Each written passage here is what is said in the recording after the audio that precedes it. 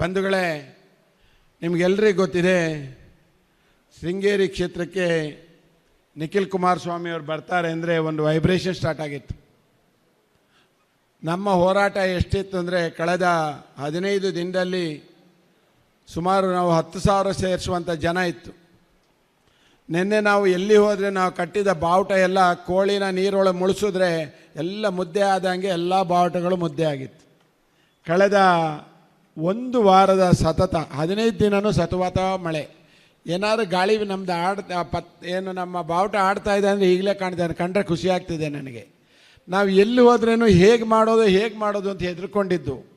ಆದರೆ ನಮ್ಮ ಸಮೂಹ ನಿನ್ನೆ ರಾತ್ರಿ ನಾನು ಬರುವಾಗ ನಮ್ಮ ವಾಸಣ್ಣ ರಾತ್ರಿ 2 ಗಂಟೆಗೆ ಆ ಬಾವುಟಗಳನ್ನು ಕಟ್ತಾಯಿದ್ರು. ಒಬ್ಬರೇ 15 ಜನ ನಿಲ್ಸ್ಕೊಂಡು ಕಟ್ತಾಯಿದ್ರು. ನನಗೆ ಕಣ್ಣೀರಾಯಿತು. ಏನಂದರೆ, ಏನು ಒಂದು ಪಕ್ಷದ ನಾವೆಲ್ಲ ಮಲಗಿರ್ತೀವಿ, ಆದರೆ ಅದನ್ನು ಕಟ್ಟದಂಥ ಪಡೆ ಇದೆಯಲ್ಲ, ಅವರಿಗೆ ನನ್ನ ಸಲ್ಯೂಟ್ ಇದೆ. ಬಂಧುಗಳ ಯೋಗದಲ್ಲಿ 2 ಯೋಗ ಕಲಿಬೇಕು. ಆ 2 ಯೋಗ ಆರೋಗ್ಯ ಇದು ಮಾಡುತ್ತೆ. ಯಾರಾದರೂ ಮಾತಾಡ್ತಿದ್ರೆ ತಲೆ ಇದ್ದರೆ ಒಂದು ಸ್ವಲ್ಪ ಅಲ್ಲಾಡಿದ್ರೆ ಅದು ಒಂದು ಯೋಗ. ಅಲ್ಲಾಡಿ ಹೀಗೆ ಚೆಕ್ ಮಾಡೋದು ಯೋಗ. ಚಪ್ಪಾಳೆ ತಟ್ಟೋದು ಯೋಗ. ಈ ಯೋಗ ಇದೆಯಲ್ಲ, ಇಲ್ದೇ ಯಾರಿಗೆ ಗೊತ್ತೇ ಆಗೋದಿಲ್ಲ, ಯೋಗನೇ ಬರೋದಿಲ್ಲ ಅಂತ ಆಗ್ಬಿಡುತ್ತೆ. ಕೆಲವರು ಯೋಗ ಮಾಡದೇ ಇದ್ದವ್ರು ನೋಡಿ ಯಾವಾಗಲೂ ಮುದುಕರಾಗ್ಬಿಡ್ತಾರೆ. ಕೆಲವರು ಯೋಗ ಮಾಡೋರು ಜಲ್ದಿ ಯಾವಾಗಲೇ ಇರ್ತಾರೆ. ಆದ್ದರಿಂದ ಬಂಧುಗಳೇ, ಎಲ್ಲ ಕೆಲವಾರು ಸಭೆಗಳಲ್ಲಿ ನಾನು ಈ ಮಾತನ್ನು ಹೇಳ್ತಾ ಇರ್ತೇನೆ. ಬಂಧುಗಳೇ, ನಿಮಗೆಲ್ಲರಿಗೂ ಗೊತ್ತಿದೆ, ವೈಬ್ರೇಷನ್ ಸ್ಟಾರ್ಟ್ ಆಗಿದೆ. ನಮ್ಮ ನಿಖಿಲ್ ಕುಮಾರಸ್ವಾಮಿ ಅವರು ಹೇಗೆ ನನ್ನದನ್ನು ನಾವು ಸುಮಾರು 2 ವರ್ಷಗಳ ಅವ್ರ ಜೊತೆಯಲ್ಲಿ ನೋಡ್ತಾ ಇದ್ದೇನೆ. ನಮಗೆ ಕೆಲವು ಸರಿ ಹಿಂಸೆ ಆಗುತ್ತೆ. ಅವ್ರು ಯಾರನ್ನ ಕೊಟ್ಟರೆ ಅವನಿಗೆ ಭಾಳ ತೊಂದರೆ ಆಗಿರುತ್ತೆ. ಬರೋಣ, ವಿಡಿಯೋ ತೊಗೊಳ್ಳೋಣ, ಬರೋಣ ಅಂತಾರೆ. ಇಲ್ಲಿ ಟೈಮ್ ಆಗ್ತಾ ಇರುತ್ತೆ, ನಮ್ಗೆ ಹೇಳ್ತಾ ಇರ್ತಾರೆ ಟೈಮ್. ಆದರೆ ಯಾರಿಗೂ ಬೇಜಾರು ಮಾಡಲ್ಲ ಪುಣ್ಯಾತ್ಮ, ನಾವು ಬೇಜಾರು ಮಾಡಬೇಕದು. ಅದು ಕಷ್ಟದ ಕೆಲಸ ನಮಗೆ. ಅವರ ಆ ಒಂದು ಸ್ನೇಹ ಇದೆಯಲ್ಲ, ಅದು ನನಗೆ ಕುಮಾರಣ್ಣನ ಜೊತೆಗೆ ಬಂದುಬಿಟ್ಟಿದೆ. ನನಗೆ ಭಾಳ ಯಾರು ಪ್ರೀತಿ ಅಂದರೆ ಕುಮಾರಣ್ಣನೇ ಮೇಲೆ. ಕುಮಾರಣ್ಣ ಏನು ಹೇಳ್ತಾರೆ ಅದೇ ನನಗೆ ವೇದವಾಕ್ಯ. ಆದ್ದರಿಂದ ನಾನು ಅವ್ರ ಜೊತೆಯಲ್ಲಿರೋದು ಯಾವತ್ತಿದ್ರೇನು. ದೊಡ್ಡವ್ರ ಜೊತೆಯಲ್ಲಿ ಅವ್ರು ನಾನು ಹೋದರೆ ಪ್ರೀತಿ ಮಾಡುವ ರೀತಿಯಲ್ಲಿ ಇಲ್ಲಿ ಬಂದಾಗಲಿಂದ ಇವತ್ತು ನಾವು ನೋಡ್ತಾ ಇದ್ದೇವೆ. ಇವತ್ತಿನ ಸಭೆ ಏನಾದರೂ ನಮಗೆ 1,500-2 ಸಾವಿರ ಜನ ಬಂದಿದೆ ಅಂದರೆ ಇದು ಅವ್ರು ಹೇಳಿದಾಗ 15,000ಕ್ಕೆ ಸಮಾನ. 15,000ಕ್ಕೆ. ಯಾಕಂದರೆ ಈ ಮಳೆ, ಬೆಳಗ್ಗೆ ಔಷಧಿ ಹೊಡಿಬೇಕು, ಎಲ್ಲರೂ ಏನು ನಾವು ಗೊಬ್ಬರ ಹಾಕಿ ತೊಳ್ಕೊಂಡು ಹೋಗ್ತಿದೆ, ಯಾರು ಬರೋ ಸಾಧ್ಯತೆ ಇಲ್ಲ. ಅಣ್ಣ ಇವತ್ತೊಂದು ದಿವಸ ಬಿಡೋನವರೇ ಎಲ್ಲರೂ ಏನು ಸಿಗ್ಬೋದು. ಆದ್ದರಿಂದ ಎಲ್ಲರೂ ನಮ್ಮನ್ನು ಹೆದರಿಸ್ಕೊಂಡೇ ಇದ್ದರು. ಆದರೆ ಇಲ್ಲಿ ಬಂದು ನೋಡಿದಾಗ ಖುಷಿ ಆಯಿತು.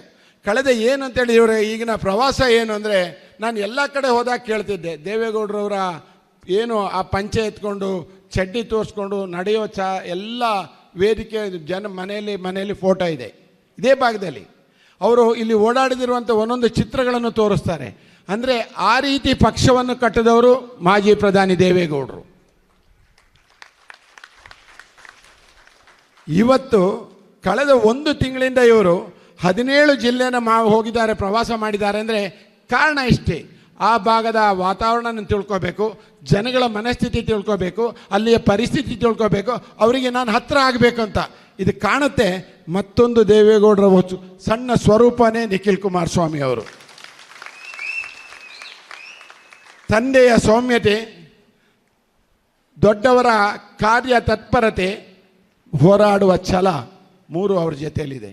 ನಾವೆಲ್ಲರೂ, ನನಗೆಲ್ಲ ಏಜ್ ಆಗಿಬಿಟ್ಟಿದೆ, ಭಾಳ ಹೊತ್ತು ನಾನು ಅಂದಾಜಿ ನಾನು ಚುನಾವಣೆ ನಿಲ್ಲೋದು ಬಿಡೋದು ಸೆಕೆಂಡ್ರಿ, ಆದರೆ ಏಜ್ ಆಗಿಬಿಟ್ಟಿದೆ. ಆದರೆ ಒಂದು ಸರಿಯಾದರೂ ಕುಮಾರಣ್ಣ ನಾನು ಮುಖ್ಯಮಂತ್ರಿಯಾಗಿ ನೋಡಬೇಕು ಅನ್ನೋ ಆಸೆ, ಅದು 28ಕ್ಕೆ ನೆರವೇರುತ್ತೆ ಅಂತ ತಿಳ್ಕೊಂಡಿದ್ದೇನೆ. ನನಗೆ ಯಾವ ಆಸೆನೇ ಇಲ್ಲ, ಎಲ್ರಿಗೂ ಗೊತ್ತಿದೆ. ನಾನು ಮೈಸೂರಲ್ಲಿ ಓಡಾಡೋ ವಾರದಲ್ಲಿ 2 ಸರಿ ಓಡಾಡುವಾಗ 24 ಗಂಟೆಗಳ ಕಾಲ ಭಾಳ ಕಷ್ಟದ ಕೆಲಸ, ಆದರೂ ಓಡಾಡ್ತೇನೆ. ಯಾಕೆ ಅಂದರೆ ನಾನೇನಾದರೂ ಇದನ್ನು ಕೈ ಬಿಟ್ಟರೆ ಎಲ್ಲ ಚುನಾವಣೆ ಮಾಡಿದವರು ಆಮೇಲೆ ಕೈ ಸಿಗಲ್ಲ, ಎಲ್ಲರೂ ಬೇಜಾರಾಗಿರುತ್ತೆ, ಸಾಕಾಗಿರುತ್ತೆ, ಆದ್ದರಿಂದ ಕೈ ಬಿಟ್ಟಿರ್ತಾರೆ. ನಾನು ಆ ಥರ ಆದರೆ ಮತ್ತೊಂದು ಸರಿ ತೊಂದರೆ ಆಗಬಾರ್ದು. ನನಗೆ ಹಾಕಿದ ಓಟಿನ ಋಣ ತೀರಿಸ್ಬೇಕಂತೇಳಿ ನಿಮ್ಮ ಜೊತೆಯಲ್ಲಿ ಇನ್ನು 2.5 ವರ್ಷ ನಾನು ಕೆಲಸ ಮಾಡ್ತೇನೆ. ಬಂಧುಗಳೇ, ನೀವೆಲ್ಲ ನೋಡ್ತಾ ಇದ್ದೀರಿ ಈ ಭಾಗದ ಹಲವಾರು ಸಮಸ್ಯೆಗಳಿಗೆ ನಾನು ಹೇಳ್ತೇನೆ. ಈಗ ಮೊನ್ನೆ ನೋಡಿದ್ದೀರಿ ಮೊರಾರ್ಜಿ ಸ್ಕೂಲ್ ಸಮಸ್ಯೆ, ಎಲ್ಲಿ ಹೋದರೂ ರಸ್ತೆಗಳ ಸಮಸ್ಯೆ, ಯಾವುದೇ ಅಭಿವೃದ್ಧಿ ಇಲ್ಲದ ಕ್ಷೇತ್ರ ಅಂದರೆ ಶೃಂಗೇರಿ ಕ್ಷೇತ್ರ. ಇವತ್ತು ಇಲ್ಲಿಗೆ ಏನಾಗಿದೆ ಅಂದರೆ ಕೇವಲ ಓಟ್ ಹೇಗೆ ತಗೊಳ್ಳೋದು ಅಂತ ಗೊತ್ತಿದೆ, ಆದರೆ ಇಲ್ಲಿರುವಂಥ ಸಮಸ್ಯೆಗಳನ್ನು ನೋಡಿದ್ರೆ ಬೆಟ್ಟದಾಕಾರ ಆಗಿದೆ. 1 ವರ್ಷಕ್ಕೆ 1,800 ಜನ ವಿದ್ಯಾರ್ಥಿಗಳು ಹೊರಡೆ ಹೋಗ್ತಾರೆ, ಆದರೆ ಯಾವುದೇ ಒಂದು ಕಂಪನಿ ಇಲ್ಲ, ಕೆಲಸ ಕೊಡುವಂಥ ಕಂಪನಿ ಇಲ್ಲ. ಯಾವುದೂ ಒಂದಿಲ್ಲ. ಒಂದು ಸಣ್ಣ ಕೈಗಾರಿಕೆ ವಲಯ ಇಲ್ಲ. ಹಾಗಾದರೆ ಈ ವಿದ್ಯಾರ್ಥಿಗಳು ಎಲ್ಲಿ ಹೋಗ್ತಾರೆ? ಬೆಂಗಳೂರಿಗೆ ಹೋಗಿ 10-15 ಸಾವಿರಕ್ಕೆ ಕೂಲಿ ಮಾಡ್ತಾರೆ. ಆ ಪರಿಸ್ಥಿತಿ ಇದೆ. ದೂರದೃಷ್ಟಿತ್ವ ಇಲ್ಲದೇ ಇರುವಂಥ ನಾಯಕತ್ವನೇ ಇಲ್ಲಿದೆ. ಹಿಂದೆ ನಾವೇನಾದರೂ ನೋಡ್ತಿದ್ರೆ ಗೋವಿಂದೇಗೌಡರ ಕಾಲದಲ್ಲಿ ಇವತ್ತು ನೋಡ್ತಾ ಇದ್ದೇವೆ. ಈ ರಸ್ತೆ ಮಾಡಿದ್ದು ಗೋವಿಂದೇಗೌಡರು, ಈ ಮನೆಗಳಿಗೆ ಕೊಟ್ಟಿದ್ದು ನಮಗೆ ಕೊಟ್ಟು ಗೋವಿಂದೇಗೌಡರು, ಸಾಗುವಳಿ ಚೀಟಿ ಕೊಟ್ಟಿದ್ದು ಗೋವಿಂದೇಗೌಡರು. ಆ ತಗೊಳ್ಳುವ ಮಾತ್ರ ನೆನಪು, ಆಮೇಲೆ ನೆನಪೇ ಇರಲ್ಲ. ಆ ಪರಿಸ್ಥಿತಿ ನೋಡಿದ್ದೇನೆ. ಆದರೆ ದೂರದರ್ಶಿತ್ವ ಇಲ್ಲದ ನಾಯಕತ್ವ ನೋಡಿದ್ದೇನೆ. ಕಾಂಗ್ರೆಸ್ ಗೌರ್ಮೆಂಟ್ ಬಂದು ಇಲ್ಲಿ 7 ವರ್ಷ ಆಯಿತು. ನಮ್ಮ ಇದರಲ್ಲಿ ಇಲ್ಲಿ ಶಾಸಕರು ಬಂದು ಯಾವುದೇ ಒಂದು ಅಭಿವೃದ್ಧಿ ಆಗಿಲ್ಲ. ಅಭಿವೃದ್ಧಿ ಕೊರತೆಯಾಗಿರುವಂಥ ಕ್ಷೇತ್ರ ಶೃಂಗೇರಿ ಕ್ಷೇತ್ರ, ಅಥವಾ ಅಭಿವೃದ್ಧಿ ಬಗ್ಗೆ ಅವರಿಗೆ ಪರಿಜ್ಞಾನ ಇದೆಯೋ ಇಲ್ಲೋ ಗೊತ್ತಿಲ್ಲ. ಆದರೆ ನಾನಾದರೂ ಹೇಳ್ತೇನೆ, ಇಲ್ಲಿಯ ಹಲವಾರು ಸಮಸ್ಯೆಗಳ ಅಗರವೇ ನಿಂತಿದೆ. ಯಾರು ಇಲ್ಲಿ ನಮ್ಮ ಹೇಳ್ತೀವಿ 100 ವರ್ಷಗಳಿಂದ ಇಲ್ಲಿ ನಾವು ಏನು ಜಮೀನು ಮಾಡ್ಕೊಂಡು, ನಾನೊಬ್ಬ ಜಮೀನ್ದಾರ, ನಾನು ಇದೇ ಭಾಗದವನು, ಜಮೀನ್ದಾರ, ತಂದೆಯಿಂದ ಕಾಲದಿಂದ ತನ್ನ ಅಜ್ಜನ ಕಾಲದಿಂದಲೇ ಇರೋವನು. ಬಟ್ ಇವತ್ತು ನಾವು ಅವತ್ತು ಜಮೀನು ಮಾಡಿದ್ವು, ಇವತ್ತು ನಮ್ಮದೊಂದು ಫಾರೆಸ್ಟ್ನವ್ರು ಒದ್ದಾಡ್ತಾರೆ, ಒತ್ತುವರಿಯನ್ನು ಹೆಸರಿನಲ್ಲಿ ನಮ್ಮದನ್ನು ಹೊರಡೆ ಹಾಕ್ತಾರೆ, ರಾತ್ರಿ ಬಂದು ನಮ್ಮ ಸಸಿಗಳನ್ನು ಕಡಿತಾರೆ. ರೈತರ ಸಮಸ್ಯೆ ಬೆಟ್ಟದಾಕಾರ ಇದೆ. ಜಾಯಿಂಟ್ ಸರ್ವೆ ಇದುವರೆಗೂ ಆಗಲಿಲ್ಲ. ಈ ರೈತರು, ಇಡೀ ರೈತರು ಯಾರು ಇಲ್ಲಿ ಕೂತಿದ್ದಾರೋ ಎಲ್ಲರೂ ನೆಮ್ಮದಿ ಕಳ್ಕೊಂಡಿದ್ದಾರೆ. ಗುಣವಂತ ಏನು ಮೊನ್ನೆ ಹೋಗಿದ್ದೆ, ಅವರು ಬಂದು 100 ವರ್ಷ ಮನೆ ಕಟ್ಟಿದ್ದಾರೆ ಅಂತ, ಇನ್ನೂ ಸಾಗುವಳಿ ಚೀಟಿ ಇಲ್ಲ, ಈ ಖಾತೆ ಆಗಿಲ್ಲ. ಇಲ್ಲಿ ಸಾಗುವಳಿ ಚೀಟಿ ಆಗದೆ ಇರೋರು ಸಿಕ್ಕಾಪಟ್ಟೆ ಇದ್ದಾರೆ. ಅಂದರೆ ಆ ನಾಯಕತ್ವ ಏನು ಮಾಡ್ತಿದೆ ಅಂತ ನನಗೆ ಗೊತ್ತಿಲ್ಲ. ಇವತ್ತೇನೆ ನೋಡ್ತಾ ಇದ್ದೀವಿ. ಒಂದು ನಾನು ಕೇಳಿದ್ದೀರಿ, ಮನೆಗಳು ಎಲ್ಲಿಗೋ ಹಸುಗಳನ್ನು ಬಿಡಬೇಡಿ ಅಂತಾರೆ. ಹಾಗಾದರೆ ಸೊಪ್ಪಿನ ಹಿಂದಿನ ಕಾಲದಲ್ಲಿತ್ತು, ಸೊಪ್ಪಿನ ಬೆಟ್ಟ, ಗೋಮಾಳ, ಇದೆಲ್ಲ ದನಗಳಿರಬೇಕು ಅಂತ ಮಾಡಿದರು. ಪುಣ್ಯ ಭೂಮಿ ಇದು. ಇವತ್ತು ನಿಮಗೆ ನೋಡಿದ್ದೀರಿ, ಇದು ಪುಣ್ಯ ಭೂಮಿ. ಶೃಂಗೇರಿ ಮಠದ ಸ್ವಾಮಿಗಳಿರುವಂಥ ಪುಣ್ಯಭೂಮಿ, ಹರಿಹರಪುರ ಮಠದ ಸ್ವಾಮಿಗಳಿರುವಂಥ ಪುಣ್ಯಭೂಮಿ, ಬಂಡಿಗಡಿ ಮಠದ ಸ್ವಾಮಿಗಳಿರುವಂಥ ಪುಣ್ಯಭೂಮಿ, ಏನು ಬಸ್ತಿ ಮಠದ ಸ್ವಾಮಿಗಳಿರುವಂಥ ಪುಣ್ಯಭೂಮಿ, ಬಾಳೆಹೊನ್ನೂರು ಇರುವಂಥ ಪುಣ್ಯಭೂಮಿ. ಈ ಪುಣ್ಯಭೂಮಿ ಕಥೆ ಏನಾಗಿದೆ ಅಂದರೆ, ನಮ್ಮನ್ನೆಲ್ಲ ಯಾರಿಗೂ ಯೋಗನೇ ಇಲ್ಲ ಅನ್ನೋ ಥರ ಮಾಡಿದೆ. ನಮ್ಮ ಜಮೀನು ನಮ್ಮ ಹತ್ರ ಇಲ್ಲ. ದಿನಕ್ಕೆ 106 ಸಮಸ್ಯೆ.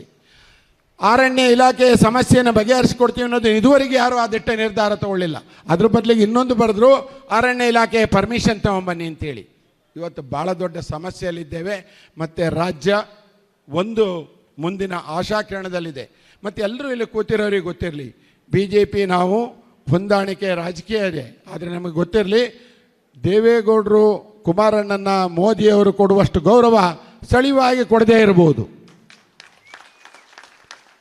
ದೇವೇಗೌಡರು ಕುಮಾರಣ್ಣವರು ಏನು ಅನ್ನೋದನ್ನು ಇಡೀ ದೇಶದ ಮಂತ್ರಿಮಂಡಲದಲ್ಲಿ ಕುಮಾರಣ್ಣವರು 8ನೇ ಸ್ಥಾನಕ್ಕಿದ್ದಾರೆ ಅಂದರೆ 2ನೇ ಸ್ಥಾನ ಇದ್ದಾಗೆ, ಬಾಕಿ ಪೂರ್ತಿ ಅವ್ರದ್ದೇ ಆದ. ಕುಮಾರಣ್ಣವ್ರನ್ನ ಕೇಳದೆ ಯಾವುದೇ ಒಂದು ಕಾರ್ಯ ನಡೆಯಲ್ಲ. ಆದ್ದರಿಂದ ಬಂಧುಗಳೇ, ಮುಂದೆ ಬರುವ ತಾಲೂಕು ಪಂಚಾಯತಿ, ಜಿಲ್ಲಾ ಪಂಚಾಯತು ಚುನಾವಣೆಗೆ ತಯಾರಾಗಬೇಕಂದ್ರೆ ನಿಮ್ಮ ಸದಸ್ಯತಾ ಅಭಿಯಾನ ಭಾಳ ಮುಖ್ಯ. ಯಾರು ಸದಸ್ಯತಾ, ಯಾರು ಆ್ಯಕ್ಟಿವ್ ಮೆಂಬರ್ ಇಲ್ಲದ್ರೆ ಯಾವುದೇ ಒಂದು ಪದಾಧಿಕಾರಿಗಳಾಗಲಿಕ್ಕೆ ಸಾಧ್ಯ ಇಲ್ಲ. ಅದಕ್ಕೆ ನಿಮಗೆಲ್ಲ ಹೇಳ್ತೇನೆ, ಇವತ್ತಿನ ಕಾರ್ಯಕ್ರಮ ಉದ್ಘಾಟನೆಗೆ ಬಂದಿದ್ದಾರೆ. ಪಕ್ಷ ಕಟ್ಟೋದ್ರಲ್ಲಿ, ಪಕ್ಷ ಸಂಘಟನೆ ಬಲವರ್ಧನೆಗೆ. ಆದ್ದರಿಂದ ನಾವೆಲ್ಲರೂ ಮತ್ತೊಮ್ಮೆ ಹೇಳಲಿಕ್ಕೆ ಇಚ್ಛೆಪಡ್ತೇನೆ, ನಾನು ಇಷ್ಟು ಹೋರಾಟ ಮಾಡಲಿಕ್ಕೆ ಕಾರಣ ಇಷ್ಟೇ. ಮಾಜಿ ಪ್ರಧಾನಿಗಳ ರೂಮಿಗೆ ಹೋದರೆ 93ನೇ ವಯಸ್ಸಿನವರು ಒಂದು ಮಾತು ಹೇಳ್ತಾರೆ, ಸುಧಾಕರ್ ಶೆಟ್ಟರೆ ಶೃಂಗೇರಿಗೆ ಒಂದು ಡೇಟ್ ಇಡಿ, ಅಲ್ಲಿ ಬಂದು ನಿಮಗೆ ನಾನು ಸಭೆ ಮಾತಾಡ್ತಾನೆ ಅಂತ. ಮೊನ್ನೆ ಯಾರಿಗೆ ಒಂದು ಹೇಳಿದೆ, ನನ್ನ ಸ್ನೇಹಿತರಿದ್ದಾರೆ, ಅಣ್ಣ ಇಲ್ಲಿ ಏನು ಮಾಡೋಕ್ಕಾಗಲ್ಲ. ನಾನು ಹೇಳಿದೆ, ದೇವೇಗೌಡರನ್ನ ಒಂದ್ಸರಿ ಭೇಟಿ ಮಾಡಿದ್ರೆ ನಿನಗೆ ವೈಬ್ರೇಷನ್ ಬಂದುಬಿಡುತ್ತೆ, ನೀನು ಮಾಡ್ಬೋದು ಅನ್ನೋ ಧೈರ್ಯ ಬರುತ್ತೆ ಅನ್ನೋ ಮಾತು ಹೇಳಿದೆ ನಾನು. ಕುಮಾರಣ್ಣನ ಏನಾದರೂ ಭೇಟಿ ಮಾಡಿದ್ರೆ ಖಂಡಿತ ಹೇಳ್ತೀನಿ, ಬ್ರದರ್ 28ಕ್ಕೆ ಮತ್ತೊಮ್ಮೆ ನಮ್ಮ ಸರ್ಕಾರ ಬರುತ್ತೆ, ನನ್ನ ಕಾರ್ಯಕರ್ತರಿಗೆ ನಾನು ಮತ್ತೊಮ್ಮೆ ಅಧಿಕಾರ ಕೊಡ್ತೀನಿ ಅನ್ನೋ ಮಾತನ್ನು ಕುಮಾರಣ್ಣ ಹೇಳ್ತಾರೆ. ಯೋಚನೆ ಮಾಡಿ, 3 ಸಾರಿ ಪ್ರಬಲ ಚುನಾವಣೆ, ರಾಜ್ಯ ರಾಷ್ಟ್ರ ಎಲ್ಲ ನೋಡ್ತು. ನಿಖಿಲ್ ಏನು ಮಾಡ್ತಾರೆ, ಎಲ್ಲಾದರೂ ಅವ್ರ ಮುಖದಲ್ಲಿ ಸೋಲಿನ ಕಳೆ ಇದೆಯಾ? ಎಲ್ಲಾದರೂ ಅವರ ಮುಖದಲ್ಲಿ ಇನ್ನೊಬ್ಬರನ್ನ ಏನಾಗುತ್ತೆ ಅಂದರೆ ಅವ್ರು ನಗ್ತಾ ಇದ್ದರೆ ನಾನು ಏನೋ ಕೆಲಸ ಮಾಡೋಣ ಅನ್ನೋ ಒಂದು ಇದಿದೆ. ಅದೇ ಆ ಏನು ಜೆನೆಟಿಕ್, ಭಾಳ ಕಷ್ಟ ಅಂತ ಜೆನೆಟಿಕ್ ಸಿಗೋದು ಅಂತ ಒಂದು ವ್ಯವಸ್ಥೆ ನಮ್ಮ ಜೊತೆಲಿದ್ದಾರೆ. ಅವರೆಲ್ಲರಿಗೂ ಮತ್ತೊಮ್ಮೆ ನಾನು ಹೇಳ್ತಾ, ಅವರೇ ಈಗ ಮಾತಾಡಲಿಕ್ಕೆ ಇರೋದು. ಯಾಕಂದರೆ ನಾನು ಅಜಿತ್ ರಂಜನ್ ಅವ್ರಿಗೆ ಕೇಳಿದೆ, ನೀವು ಮಾತಾಡ್ತೀರಾ ಅಂತ. ಅವ್ರು ಹೇಳಿದ್ರು, ಇಲ್ಲ ಅಣ್ಣ ಅವರಿಗೆ ಕೊಡಿ ಅಂತ ಹೇಳಿದ್ದಾರೆ. ಅವರಿಗೆ ಮುಖ್ಯವಾಗಿ ನಾವು ಕೊಡೋದು ಈಗ, ಯಾಕಂದರೆ ಮುಂದೆ ಅವರು ಮುಂದಿನ ನೀವು ಮಾತಾಡ್ತೀರ ರಶ್ಮಿ ಅಕ್ಕ? ಯಾಕಂದರೆ ಮುಂದೆ ಅವರಿಗೆ ಪ್ರಯಾಣ ಬೆಳೆಸಬೇಕಾಗಿರೋದ್ರಿಂದ ಆಗಲಿಂದ ನಾನು ಗಂಟೆ ತೋರಿಸ್ತಿದ್ದಾರೆ ಸುಧಾಕರ್ ಶೆಟ್ಟರೆ ಗಂಟೆ ನೋಡಿ ಅಂತ. ಬಂಧುಗಳೇ, ನಾನು ಮತ್ತೆ ಕೊನೆಯದಾಗಿ ಮತ್ತೆ ಹೇಳ್ತೇನೆ, ನಾವು ಸ್ವಾಭಿಮಾನಿಗಳು. ಏನು JDS ಪಕ್ಷದವರು ಭಾಳ ಶ್ರೀಮಂತರಲ್ಲ, ಆದರೆ ಬಾರ ಹೋಗಿ ಗಲಾಟೆ ಮಾಡೋರು ಅಲ್ಲ, ಆದರೆ ಅವರು ಸ್ವಾಭಿಮಾನಿಗಳು. ಅವರಿಗೆ ಸ್ವಾಭಿಮಾನ ಬಿಟ್ಟು ಯಾವುದಕ್ಕೂ ಅವರು ಅಡ್ಡ ಬರಲ್ಲ. ಅದೇ JDS ಪಕ್ಷ. ಯಾರಿಗೂ ಲಂಚ ಅಥವಾ ಇದೆ ಅವರವರ ಮಧ್ಯಸ್ಥಿಕೆ ಅದಕ್ಕೆಲ್ಲ ಹೋಗಲ್ಲ. ಆದ್ದರಿಂದ ಅವರು ಎಲ್ಲಿ ಹೋದ್ರೇನು ಸ್ವಾಭಿಮಾನಿಗಳು. ಆ ಸ್ವಾಭಿಮಾನಿಗಳು ಕೂತಿರೋ ಒಂದು ಸಭೆಗೆ ಮತ್ತೊಮ್ಮೆ ನಮಸ್ಕಾರ ಮಾಡ್ತಾ ನನ್ನ ಮಾತನ್ನು ಮುಗಿಸ್ತೇನೆ. ಜೈ ಹಿಂದ್, ಜೈ ಕರ್ನಾಟಕ. ಸ್ವಾದಿಷ್ಟತೆಯ ಸ್ವಾದ, ತಾಜಾತನದ ಆಹ್ಲಾದ, ಉತ್ತಮ ಆರೋಗ್ಯ ಮತ್ತು ಹೆಚ್ಚಿನ ರೋಗ ನಿರೋಧಕ ಶಕ್ತಿಯ ವೃದ್ಧಿಗೆ ಈಗ ನಿಮಗೆ ಸಿಗುತ್ತಿದೆ ಉತ್ತಮ ಗುಣಮಟ್ಟದ ಪೌಷ್ಟಿಕಾಂಶ Shri Vaidik millet health mix. ಇದು ಸಿರಿಧಾನ್ಯಗಳ ಸಂಪತ್ತು.